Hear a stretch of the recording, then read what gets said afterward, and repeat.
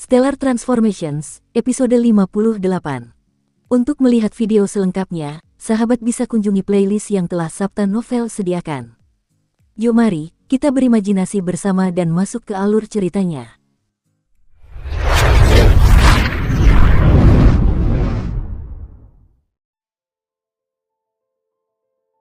Jurang itu berjarak kurang dari 1 juta li dari punggungan merah darah, dan Qin Yu telah menjadi hampir 10 kali lebih cepat dari sebelumnya, sehingga ia hanya membutuhkan 1 hari untuk mencapai jurang tersebut. Bahkan naga air iblis ungu dari Aula 9 Iblis pun tak dapat membayangkan kecepatannya. Para ahli tahap meteor akhir dapat mengandalkan kecepatan dan serangan terkonsentrasi mereka untuk melawan para Siuxian tahap Dongsu akhir. Ini berarti para ahli tahap meteor akhir setidaknya lebih unggul daripada para Siuxian tahap Dongsu akhir dalam hal kecepatan. Oleh karena itu, mudah untuk membayangkan seberapa cepat Qin Yu. Ia bergegas menuju pintu masuk jurang. Sekilas, hanya ada barisan pegunungan yang membentang di sekitar tempat ini. Orang luar pada dasarnya tidak akan menyadari bahwa ada jurang tersembunyi di sini. Kakak Liu Xing, bukan, kakak Qin Yu. Seorang gadis berpakaian ungu yang tampak seperti remaja awal bergegas keluar menembus tumbuhan di dasar laut dan berteriak kegirangan begitu melihat Qin Yu. Qin Yu berbalik untuk melihat dan tak kuasa menahan tawa. "Yan si kecil, kenapa kau keluar dari jurang?" "Di dalam membosankan, jadi aku jalan-jalan." Yan Zi membuka mulut kecilnya lebar-lebar dan berkata. Sisik ikan ungu di antara alisnya berkilau. Rambut ungunya, yang cukup panjang hingga mencapai pinggul, tergerai bebas. Yan Zi tiba-tiba berkata dengan mata berbinar, "Ayo pergi, saudara Qin Yu. Ikutlah denganku ke jurang. Saudari Lier pasti akan sangat senang begitu tahu kau sudah kembali. Cepat, jangan lamban." Sambil berkata demikian, ia memegang tangan Qin Yu dan menariknya sambil berlari ke jurang. Sebelum Qin Yu dan Yan Zi menabrak jurang, mereka menghilang. Setelah memasuki jurang, ketika Qin Yu melihat tanaman dan pemandangan yang familiar itu, matanya tak henti-hentinya berbinar. Dulu, ia tinggal di jurang ini selama 3 tahun. Kini, setelah kembali ke jurang, ia merasa seolah telah terlepas dari pertumpahan darah di luar dan ketenangan mentalnya telah pulih. Ting, bunyi senar sitar terdengar, lalu alunan musik yang familiar terdengar. Qin Yu berdiri di luar rumah bambu dan memejamkan mata untuk mendengarkannya dengan tenang. Senyum tipis tersungging di sudut mulutnya. Saat ia mendengarkan musik, waktu terasa berlalu sangat cepat. Saat musik berhenti, Qin Yu membuka matanya. Baru sekarang ia menyadari bahwa Yan Zi sudah masuk ke dalam rumah bambu. Tak lama kemudian, beberapa Xiu Yaois berkumpul. Mereka semua tinggal di jurang. Mereka dan Qin Yu juga sangat akrab. Mereka semua menyapanya, "Kakak Liu Xing." "Oh, iya, itu kakak Qin Yu." Xiu Yaois gemuk dengan cangkang kura-kura hitam di punggungnya berteriak kegirangan.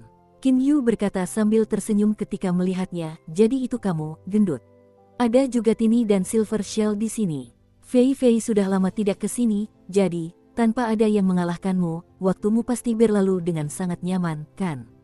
Ia menatap para Xiu Yaois di depannya sambil tersenyum. Xiu Yaois gemuk bercangkang kura-kura hitam itu menggelengkan kepalanya beberapa kali dan berkata dengan puas, "Tentu saja nyaman. Sekarang aku bisa tidur selama 3 hari 3 malam tanpa diganggu siapapun. Kalau sedang tidak ada kegiatan, aku bisa main catur dengan Tini dan yang lainnya. Permainan Go yang diajarkan Paman Lan sungguh menarik. Hanya saja, dia mengerutkan kening, kadang-kadang aku masih agak merindukan Bos Hope." Silver Shell, yang membawa 2 belati, sedang merenung. Sepertinya dia juga agak merindukan Ho Fei. "Aduh, kalian benar-benar belum cukup dikalahkan," canda Qin Yu. "Baiklah, kalian lanjutkan bermain. Aku masih punya sesuatu untuk dibicarakan dengan Paman Lan." Ia berpamitan kepada beberapa Xiu Yaois itu lalu langsung masuk ke rumah bambu. Setelah memasuki rumah, sekilas dia melihat Paman Lan tengah menikmati teh dengan tenang di halaman. "Kemarilah, Qin Yu." Dia sedikit mengangkat kepalanya dan berkata sambil tersenyum. Qin Yu mengangguk dan berjalan menghampiri Paman Lan, persis seperti ketika ia berada di rumah bambu ini sebelumnya. Setelah Qin Yu duduk, Paman Lan membalikkan tangannya dan sebuah cangkir teh muncul. Ia mengisinya untuk Qin Yu, yang mengendus aroma teh dengan saksama. "Paman Lan, ini teh 100 daun milikmu, kan? Saat dia kesini sebelumnya, dia sudah minum teh 100 daun ini beberapa kali. Sepertinya kau masih ingat," kata Paman Lan sambil tersenyum. "Baiklah, Qin Yu, kenapa kau datang mencari Paman Lan? Jangan bilang kau datang untuk minum teh bersamaku. Kurasa kalau kau bilang datang untuk menemui Lier, itu masih agak masuk akal."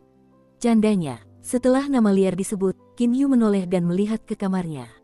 Ia tak kuasa menahan diri untuk memfokuskan energinya ke telinga untuk mendengarkan percakapan antara Nona Liar dan Yanzi di kamar. Yanzi, bunga apa ini? Di mana kamu mendapatkannya? Bunganya sangat indah. Kenapa aku tidak melihatnya saat aku keluar? Suara Nona Liar meninggi. Hehe, ada pulau tak jauh dari sini di permukaan laut. Aku pergi ke sana untuk memetiknya.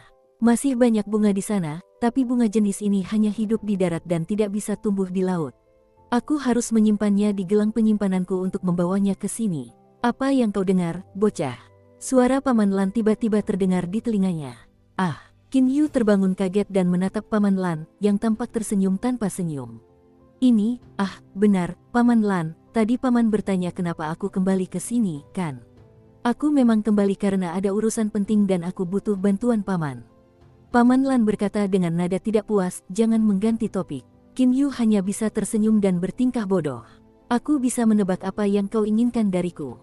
Kau mencari masalah di luar, dan musuh terlalu kuat hingga kau tak yakin bisa mengatasinya, jadi kau ingin aku membantumu, kan?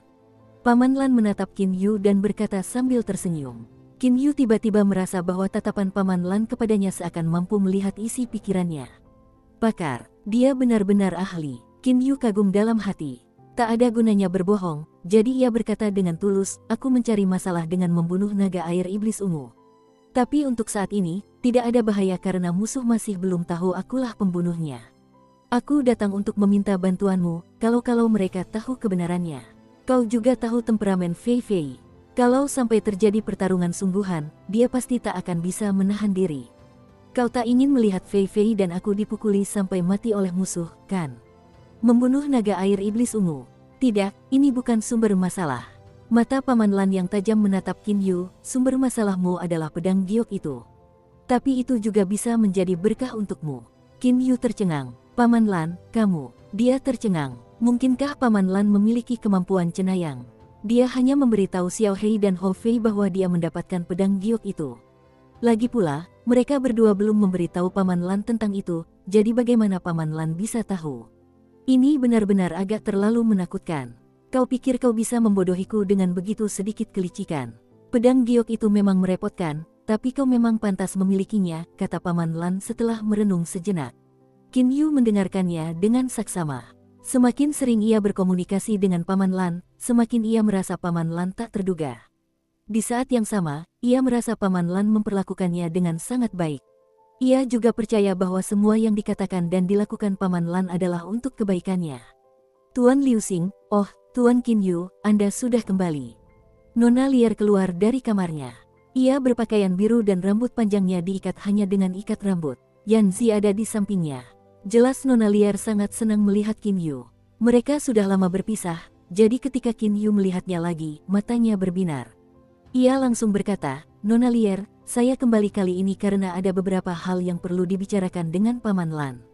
Melihat ekspresi Qin Yu saat ini, ekspresi wajah Paman Lan berubah beberapa kali. Matanya juga sedikit memerah. Nona Liar pun menyadari perubahan ekspresinya. Meskipun tenang dan alami, ia menjadi cemas dan buru-buru bertanya, ada apa, Paman Lan? Tidak seperti orang luar, dia tahu apa yang terjadi padanya sebelumnya. Qin Yu juga menatap Paman Lan dengan takjub. Selama 3 tahun tinggal di rumah bambu ini, Paman Lan pernah mengucapkan ungkapan ini dalam percakapan mereka. Selama 3 tahun itu, ia hanya melihatnya sekali. Qin Yu, aku akan memberimu saran. Setelah mendapatkan kembali ketenangannya, Paman Lan berkata dengan dingin kepada Qin Yu. Qin Yu menatapnya. Paman Lan berkata dengan tegas sambil menatap Qin Yu, kau harus jujur pada perasaanmu apapun yang terjadi nanti. Untuk bertahan hidup di dunia ini, kau harus menahan diri berkali-kali. Tetapi jika kau terlalu menahan diri, sesuatu yang membuatmu menyesal seumur hidup bisa saja terjadi. Ingat terkadang, kau harus jujur pada diri sendiri meskipun kau akan mati karenanya. Paman Lan, Nona Liar menatapnya dan berseru. Paman Lan melambaikan tangannya dan berkata, Liar, kau dan Qin Yu bisa terus mengobrol. Tidak perlu peduli padaku. Setelah berkata demikian, ia mengulurkan tangan. Sebuah batu langsung melayang ke tangannya.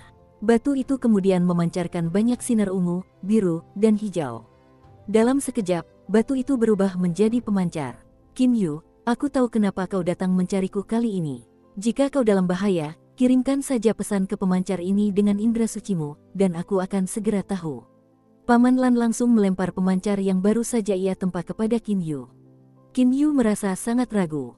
Kalau ini soal saling berkirim pesan, kenapa dia tidak bisa menggunakan pemancarnya sendiri untuk mengirim pesan ke Paman Lan? Kenapa Paman Lan sengaja membuat pemancar khusus untuknya dan bilang kalau Paman Lan akan langsung tahu begitu dia mengirim pesan ke pemancar itu dengan indera sucinya? Ketika ia menerima pemancar ini, ia merasakan bahwa pemancar itu istimewa dan berbeda dari apapun yang pernah dilihatnya, yakni pemancar itu tidak memancarkan energi apapun. Paman Lan. Qin Yu mengangkat kepalanya, tetapi dia mendapati Paman Lan sudah meninggalkan halaman dan kembali ke kamarnya. Nona Lier menatap Qin Yu dengan serius, lalu berkata, Qin Yu, karena Paman Lan sudah memberimu ini, kau harus mengingat nasihatnya tadi.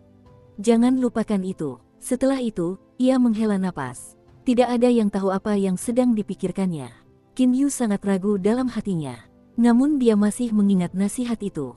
Anda baru saja memanggil saya Qin Yu, Nona Lier. Jarang sekali Anda melakukan ini. Sepertinya Anda selalu memanggil saya Tuan Liu Xing atau Tuan Qin Yu sebelumnya, kata Qin Yu sambil tersenyum. Lier menggelengkan kepala dan berkata sambil tersenyum, Qin Yu, sebenarnya aku selalu merasa ada kurangnya pemahaman antara para Xiuzenis lain dan diriku sendiri. Sepertinya kita tidak berasal dari dunia yang sama. Jadi, aku lebih sering menjaga jarak dengan hormat dari mereka. Baiklah, mulai sekarang jangan panggil aku Nona Lier lagi. Panggil saja aku Lier saja. Jantung Qin Yu bergetar. Apa yang dikatakan Lier berarti dia tidak lagi menyadari adanya penghalang di antara mereka, bukan? Lier, aku memanggilmu seperti itu, apakah kamu senang? Qin Yu tidak mengungkapkan apa yang ada di pikirannya sedikit pun. Nona Lier tersenyum lalu melihat ke kamar Paman Lan. Qin Yu, tahukah kau bahwa di klanku, Paman Lan benar-benar jenius? Kekuatannya telah mencapai. Oh, kenapa aku membicarakan ini denganmu? Baiklah, apa kau akan langsung pergi setelah membicarakan masalahmu dengannya? Tidak perlu terburu-buru, aku akan tinggal di sini selama beberapa bulan. Qin Yu telah menghitung dengan cermat bahwa bahkan jika anggota Aula 9 Iblis berangkat segera setelah Ditong meninggal, mungkin mereka membutuhkan waktu 1 tahun untuk tiba di Gua Merah Darah. Nona Lier sedikit gembira mendengar ini. Qin Yu, aku pergi dulu. Sampai jumpa. Qin Yu mengangguk dan tersenyum melihatnya kembali ke kamar. Ia merasa perubahan pada Paman Lan barusan telah menyebabkan Nona Lier mengubah sikapnya terhadapnya. Lier dan Paman Lan biasanya menyebutkan klan mereka, sebenarnya klan apa? Ia merenung cukup lama, tetapi tidak menemukan apapun. Namun, suasana hatinya saat ini tidak buruk karena ia merasa semakin dekat dengan Nona Lier. Di antara 8 gua di bawah Aula 9 Iblis, Gua Kerang Besar bersebelahan dengan Gua Merah Darah. Nama guru Gua Kerang Besar adalah Fu Hao. Saat ini ia sedang bersandar di kursi yang diukir dari bongkahan batu giok besar. Perutnya yang buncit tampak membuncit. 2 dayang memijat bahunya dan 2 dayang lainnya memijat kakinya. 2 dayang lain di kedua sisinya bergantian memasukkan buah-buahan langka ke dalam mulutnya. Di antara 8 gua, Fu Hao adalah yang paling gemuk dan paling rakus. Ia tidak terlalu kuat dan lebih lemah dari Cha Hong. Ia baru mencapai tahap akhir Yuan Ying, tetapi singgasana penguasa guanya kokoh seperti gunung. Baiklah, kalian semua boleh pergi. Suara Fu Hao yang melengking bak Kasim meninggi. Keenam dayang segera membungkuk dan meninggalkan tempatnya. Fu Hao sendiri mulai merenung sambil mengelus dagunya yang putih dan lembut sambil mengerutkan kening dalam-dalam. Dia gemuk, tetapi kulitnya putih dan halus dan matanya cerah seperti anak-anak. Dilihat dari informasi dari kedua belah pihak, Yang Mulia ke-8 benar-benar telah meninggal. Sekarang Yang Mulia ke-2, Yang Mulia ke-6, dan Yang Mulia ke-7 bergegas ke Gua Merah Darah. Kematian Yang Mulia ke-8 seharusnya ada hubungannya dengan Gua Merah Darah. Mengingat status Yang Mulia ke-8, mengapa ia mendekati Gua Merah Darah, yang berada di dekat benua Qianlong? Fu Hao mempertimbangkan dengan saksama sejenak. Mungkinkah karena harta karun? Bahkan jika dia lebih pintar, dia tidak akan tahu alasan sebenarnya, karena dia tidak tahu apa-apa tentang keberadaan 9 pedang. Tiba-tiba, Fu Hao, sinar merah menyala dan sebuah siluet muncul di depan Fu Hao. Si pendatang sangat kurus dan tegap seperti tiang, mengenakan jubah merah darah. Ekspresi wajahnya sedingin es dan muram. Dengan wajahnya, meskipun tersenyum, ia tetap akan menunjukkan kesan muram. Begitu Fu Hao melihat pria ini, matanya berbinar. Ia membungkuk dan berkata dengan senyum lebar, "Salam, Tuan Teng, ***. Bolehkah saya bertanya mengapa Anda datang ke tempat saya?" Saya pasti akan menceritakan semua yang saya ketahui. Senyumnya yang ramah, dipadukan dengan wajahnya yang putih dan mulus, membuatnya tampak sangat menawan. 3 yang mulia dari Aula 9 Iblis seharusnya mengirim pesan kepadamu, apakah aku salah? Kata Lord Teng sambil tersenyum. Meskipun dia tersenyum, matanya sedingin es seperti 2 bintang di malam musim dingin. Catatan, Tuan Teng dan Teng Bi memiliki nama keluarga yang sama dalam bahasa Mandarin. Dukung terus channel YouTube Sabta Novel. Kita lanjut ke alur ceritanya. Fu Hao diam-diam terkejut. Istana Naga Biru memang sangat tangguh. Sepertinya mereka telah menempatkan banyak mata-mata di Aula 9 Iblis. Tuan Teng memang tangguh. Dia bahkan tahu bahwa 3 yang mulia mengirim pesan kepadaku. Ia berpikir keras, dan seketika, ia berkata dengan nada tak percaya sambil tampak sangat terkejut, Tuan Teng, bagaimana Anda tahu tentang ini? Masih dengan ekspresi muram, Lord Teng melanjutkan, kau tak perlu bertanya kenapa aku tahu. Sekarang kau hanya perlu menjawab semua pertanyaanku. Baik, silakan bertanya, Tuan Teng, kata Fu Hao dengan hormat. Lord Teng berkata dengan dingin, siapakah 3 yang mulia yang baru saja meninggalkan Aula 9 Iblis? Mereka adalah yang mulia kedua, yang mulia ke-6, dan yang mulia ke-7. Fu Hao mengatakan semua yang dia tahu tanpa ragu-ragu. Dewa Teng berkata lagi, gua manakah yang ingin dituju oleh ketiga raja ini kali ini? Gua Merah Darah. Fu Hao menjawab dengan sangat cepat, tetapi ia juga menggerutu dalam hati, naga bertanduk ini pasti tahu siapa ketiga yang mulia itu dan kemana mereka pergi. Dia hanya memintaku untuk memastikan apakah aku berbohong. Lalu, tahukah kau mengapa mereka pergi ke Gua Merah Darah? Kali ini, Tuan Teng menatap mata Fu Hao. Tatapan mata Fu Hao yang ceria dan kekanak-kanakan tidak berubah sedikit pun. Ia langsung berkata dengan nada tak berdaya, Tuan Teng, saya tidak tahu tentang ini. Gua Kerang Agung saya hanyalah kekuatan kecil. Jika yang mulia kedua tidak mengirim pesan beberapa kali, saya tidak akan tahu apa-apa. Tuan Teng menganggukkan kepalanya. Kematian yang mulia ke-8 adalah rahasia besar, dan Aula 9 Iblis juga telah berusaha sekuat tenaga untuk menyembunyikannya. Ia sendiri harus mengandalkan berbagai sumber informasi untuk menyimpulkan bahwa yang mulia ke-8 telah meninggal, jadi wajar saja jika Fu Hao tidak tahu apa-apa. Meskipun Tuan Teng tidak keberatan dengan jawaban Fu Hao, wajahnya tetap saja menjadi gelap. Melihat ini, Fu Hao tampak agak ketakutan. Lalu aku bertanya padamu, apa yang dikatakan oleh ketiga yang mulia dan dirimu dalam pesan itu?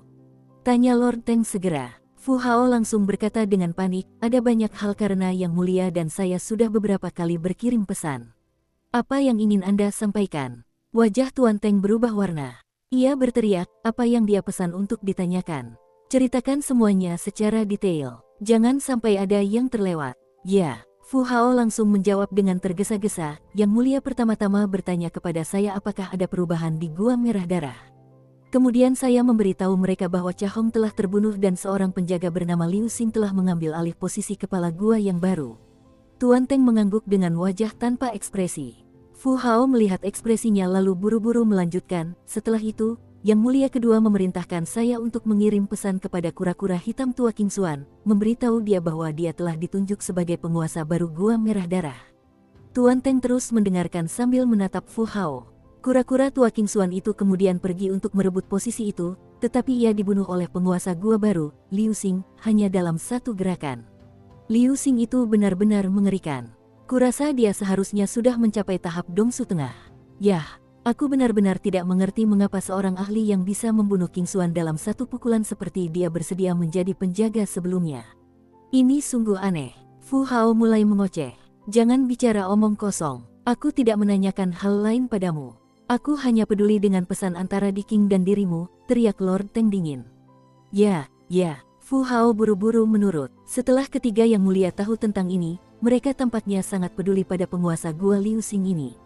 Mereka bahkan memerintahkan saya untuk diam-diam mengirim bawahan saya ke Bukit Merah Darah untuk menyelidiki segala sesuatu yang berkaitan dengannya. Fu Hao tiba-tiba berhenti berkata, "Hah?" Mata Tuan Teng berkilat dingin. "Hanya itu, Tuan," kata Fu Hao panik. Tatapan tajam Lord Teng sedikit mereda. Lalu ia berkata, "Oh, hanya itu. Mereka juga mengirimi saya pesan beberapa kali lagi, tetapi mereka hanya menanyakan hal-hal yang berkaitan dengan Gua Merah Darah. Namun, saya tidak tahu apa-apa, jadi saya bilang saya hanya tahu sedikit atau bahkan tidak tahu. Pesan-pesan ini tidak layak disebutkan." Fu Hao segera menjelaskan lebih jelas. Tuan Teng mengangguk lalu merenung sejenak. Fu Hao, tiba-tiba ia tersenyum. Ingat, jika kau melayani kami pasti tidak akan memperlakukanmu dengan tidak adil. Aku yakin ketiga yang mulia dari Aula 9 Iblis itu pasti akan segera datang ke Gua Kerang Besar untuk beristirahat. Saat itu, mereka akan menanyakan banyak hal kepadamu. Kau harus menceritakan semua yang mereka tanyakan dan katakan melalui pemancarmu. Baik, Tuan Teng, kata Fu Hao dengan hormat sambil tersenyum. Tiba-tiba, mata Fu Hao berbinar dan ia menatap sesuatu di atas telapak tangan Lord Teng. Itu adalah kristal yang mengambang. Kristal kelas atas. Bahkan napasnya pun menjadi cepat. Bahkan cincin spasial keagungan ke-8 Aula 9 Iblis pun hanya berisi 5 kristal kelas atas. Dapat dibayangkan betapa langka dan berharganya kristal kelas atas ini. Umumnya, sangat sulit bagi para Siuyaoes dengan kaliber yang sama dengan para master dari 8 gua di bawah Aula 9 Iblis untuk mendapatkan kristal kelas atas. Ya, kami cukup puas dengan perilakumu selama 2 tahun terakhir, jadi kristal berkualitas tinggi ini diberikan kepadamu sebagai hadiah. Lord Teng melambaikan tangannya dan kristal itu langsung terbang di depan Fu Hao. Setelah menerima kristal berkualitas tinggi ini, Fu Hao buru-buru berkata, "Jangan khawatir, Tuan Teng. Selama saya tahu sesuatu, saya pasti akan memberi tahu Anda. Nanti, ketika ketiga yang mulia itu datang ke sini, saya akan menyampaikan semua yang mereka katakan dan lakukan kepada Anda." Mendengar kalimat terakhir Fu Hao, Lord Teng tersenyum tipis, jarang sekali. "Baiklah, kau memang pintar. Kalau kau bekerja untuk kami, bukan di Nine Demons Hall, masa depanmu pasti akan lebih cerah. Kurasa kau mengerti maksudku." Tepat setelah Lord Teng mengatakan ini, jubah merahnya berkibar dan ia pergi dengan sangat cepat. Ia telah datang dan pergi dari Gua Kerang Besar sesuka hatinya tanpa halangan apapun. Baginya, penjaga dan mantra pembatas Fu Hao pada dasarnya hanya ada untuk pertunjukan. Sebulan kemudian, saat Fu Hao berguling-guling di tempat tidur dengan seorang wanita cantik, dia tiba-tiba berhenti. "Sayang, kamu bisa pergi dulu." Tanpa sadar ia memberi perintah, lalu segera berpakaian. Ketika tidak ada orang lain di ruangan itu, seorang pria gemuk muncul dan bersandar di kursi giok yang sering digunakan Fu Hao. Pria ini bahkan lebih gemuk dan lebih pendek darinya. Pria pendek gemuk memiliki kumis tipis yang terdiri dari 2 garis rambut yang terlihat seperti belati. "Tuan Lou, baru setengah tahun, tapi kau datang untuk memakan hartaku lagi." Tidak seperti saat bertemu Tuan Teng, Fu Hao bersikap sangat santai saat bertemu Tuan Lou ini. Namun, raut wajahnya berubah getir. Pria gemuk pendek itu mengelus kumisnya lalu berkata sambil tertawa, "Ya, madu api merah darahmu memang lezat, jadi mau bagaimana lagi? Bagaimana kalau kau beri aku semangkuk lagi?" "Mangkuk?" Fu Hao tiba-tiba menjerit seakan-akan dirinya telah dipotong dengan pisau. "Kamu bilang mangkuk, aku cuma dapat 3 botol kecil. Kalaupun digabung, nggak bakal muat 1 mangkuk," katanya kesal, tapi wajahnya tiba-tiba memucat. Tuan Lou ini tertawa jahat, "Haha, aduh, kau masih punya 3 botol padahal terakhir kali kau bilang cuma punya 1. Hufet, kalau kau tidak memberiku 2 botol, jangan harap kau akan baik-baik saja. Kau mau apa? Memberikannya padaku dengan hormat atau kurebut ketiga botolnya?" Fu Hao dan Tuan Lou sangat menyukai makanan manis. Madu api merah darah ini tidak hanya membuat pemakannya merasakan sensasi terbakar yang menyenangkan di dalam seolah-olah mereka sedang meminum minuman keras, tetapi juga memiliki rasa manis yang unik, sehingga kedua pria gemuk ini ketagihan. 2 botol, aduh, bunuh saja aku. Fu Hao lebih baik mati daripada menurut. Setelah tawar-menawar cukup lama, ia akhirnya dengan terpaksa menyerahkan 1,5 botol madu api merah darah kepada Tuan Lou. Melihat ekspresi puas Tuan Lou, ia merasakan sakit yang luar biasa di hatinya. Lord Lou membuka botol dan menghirup aroma madunya dengan lembut, tampak sangat menikmatinya. Namun, di saat yang sama ia berkata, "Baiklah, sekarang saatnya urusan utama. Seharusnya aku tidak perlu banyak bicara, kan? Ceritakan semua yang kau tahu." Fu Hao diam-diam frustrasi, "Sialan. Apa yang terjadi selama 2 tahun terakhir ini sampai-sampai Istana Naga Biru dan Istana Air Biru datang mencariku?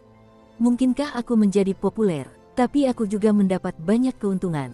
Faktanya, Tuan Lou dan Tuan Teng ini baru datang ke Fu Hao dalam 2 tahun terakhir. Mereka berdua telah meminta Fu Hao untuk bekerja untuk mereka. Karena mereka adalah ahli yang sangat kuat, satu-satunya hal yang bisa dilakukan Fu Hao hanyalah mematuhi perintah mereka. Tuan Teng dan Tuan Lou sangat tertutup dan tidak membiarkan orang lain memperhatikan mereka setiap kali mereka datang ke sini. Setelah berdiskusi, Tuan Lou akhirnya tahu apa yang ingin diketahuinya. Tetapi dia jelas agak lebih pelit daripada Tuan Teng karena pada akhirnya dia hanya menghadiahi Fu Hao dengan senjata suci tingkat tinggi, yang tentu saja menyebabkan Fu Hao diam-diam mengutuknya. Baru ketika Fu Hao melihat Tuan Lou pergi, dia diam-diam menghela napas lega. Lumayan, untungnya aku cukup cepat untuk langsung bilang kalau aku dapat 3 botol madu merah berapi, bukan 9. Dalam hatinya, ia puas dengan apa yang telah dilakukannya. Untuk saat ini, Fu Hao terjebak di antara 3 negara adidaya dan menjalani setiap hari dengan ketakutan, tetapi ia juga mendapatkan banyak hal. Dia tidak tahu bahwa Istana Naga Biru, Istana Air Biru, dan Aula 9 Iblis umumnya tidak peduli dengan kekuatan kecil seperti 8 gua dan juga tidak menempatkan mata-mata di sana. Misalnya, Istana Naga Biru hanya menempatkan mata-mata di Aula 9 Iblis dan Istana Air Biru. Bahkan Aula 9 Iblis tidak pernah benar-benar peduli dengan 8 gua di bawahnya. 2 tahun yang lalu, Istana Naga Biru dan Istana Air Biru menemukan bahwa Yang Mulia ke-8 dari Aula 9 Iblis telah meninggalkan aula tersebut. Meskipun Aula 9 Iblis mengumumkan bahwa ia sedang menjalani pelatihan tertutup, Istana Naga Biru dan Istana Air Biru telah menempatkan mata-mata mereka jauh sebelum itu. Namun, keberadaan Ditong sangat dirahasiakan sehingga Istana Naga Biru dan Istana Air Biru tidak dapat mengetahui apa yang ingin dilakukannya. Namun, mereka juga tidak terlalu memperhatikan hal ini karena meskipun melacak seorang bangsawan dari Aula 9 Iblis yang diam-diam keluar untuk melakukan sesuatu itu penting, hal itu tidak terlalu penting. Namun, kemudian mereka menerima kabar dari dalam Aula 9 Iblis, 8 bangsawan lainnya sangat marah di luar tempat penyimpanan slip giok jiwa. Berdasarkan hal ini dan fakta bahwa 3 orang yang mulia meninggalkan Aula 9 Iblis sekaligus, mereka menyimpulkan bahwa Yang Mulia ke-8 telah meninggal. Baru pada saat itulah Istana Naga Biru dan Istana Air Biru menyadari bahwa kepergian rahasia Yang Mulia ke-8 dari Aula 9 Iblis bukanlah hal yang sederhana. Mereka segera mulai memperhatikannya dan bahkan mengirim Tuan Teng dan Tuan Lou, 2 ahli super, untuk menyelidikinya. Tuan Teng dan Tuan Lou kemudian mengambil tindakan yang sama menemukan Fu Hao. Ketiga negara adik kuasa tersebut telah bersaing satu sama lain baik secara terbuka maupun diam-diam. Begitu pula dengan 8 gua di bawah Aula 9 Iblis, 100 tahun yang lalu, Gua Kerang Besar, yang merupakan gua terdekat dengan Gua Merah Darah, menyusupkan cukup banyak mata-mata ke dalam Gua Merah Darah, sehingga tidak ada seorang pun yang mengetahui lebih banyak tentang urusan Gua Merah Darah selain penguasa Gua Kerang Besar. Oleh karena itu, Fu Hao langsung menjadi pusat perhatian ketiga negara adidaya tersebut. Diking biasanya menghubunginya melalui pemancarnya. Lord Teng dan Lord Lou biasanya juga berkomunikasi dengannya melalui pemancarnya.